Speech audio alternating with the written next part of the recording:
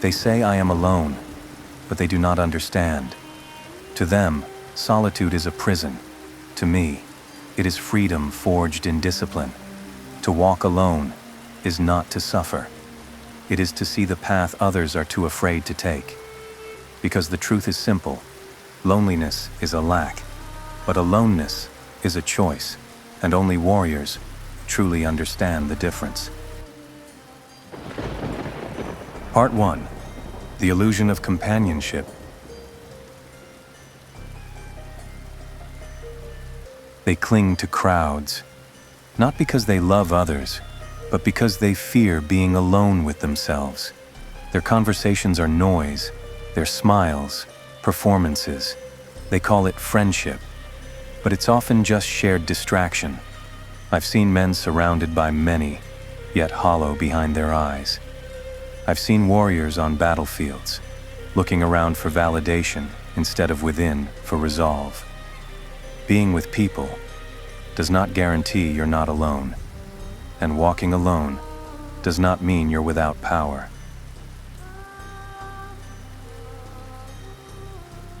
Part 2.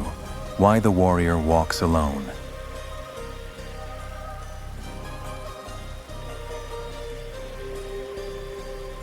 The warrior does not walk alone because he lacks allies.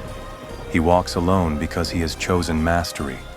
In solitude, there are no masks, no expectations, no applause, only the truth, only the blade, only the voice within, and that is where strength is born. Where you are forced to meet your demons and either fall to them or forge yourself in their presence. Crowds offer comfort, but comfort is not the soil where warriors grow. Pain is, silence is, stillness is. Part 3. The strength of being unavailable.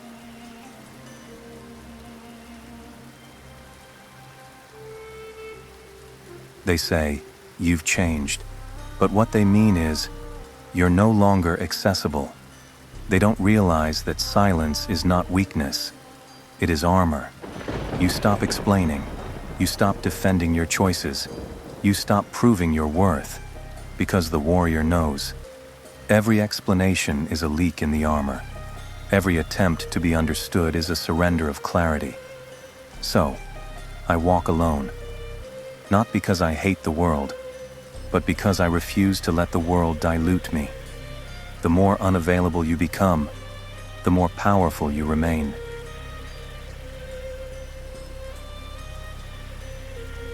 Part 4. Alone is where truth finds you.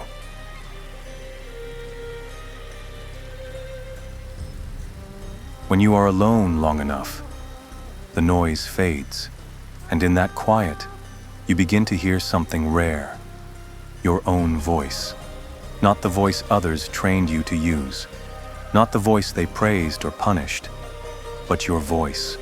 Unfiltered, unapologetic, untamed.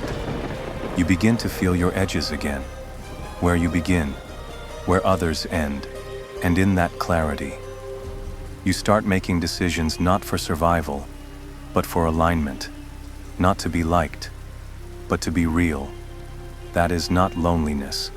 That is awakening.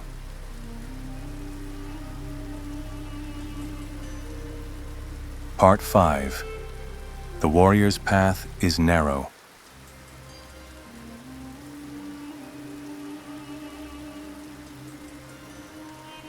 The warrior's path was never meant to be crowded, not because others can't walk it, but because few are willing to pay the price.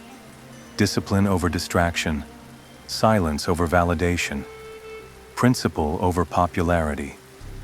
Those who fear being alone will never command themselves, and those who never command themselves will always serve something else.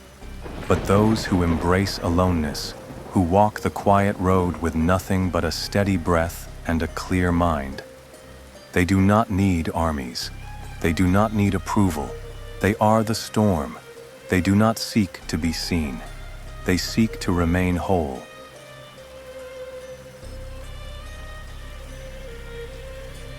Final entry: solitude is the place where legends are forged.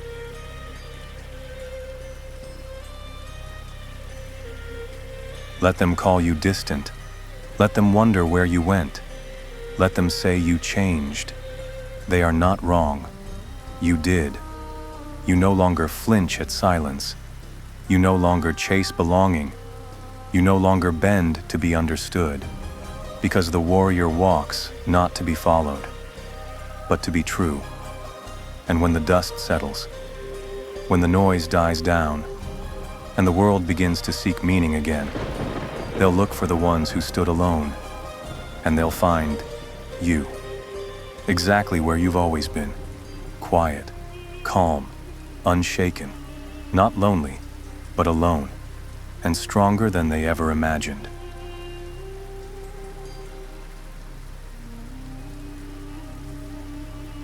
Now you know, a truth not meant for all, but for those who can carry its weight. I do not ask for agreement or understanding, only awareness.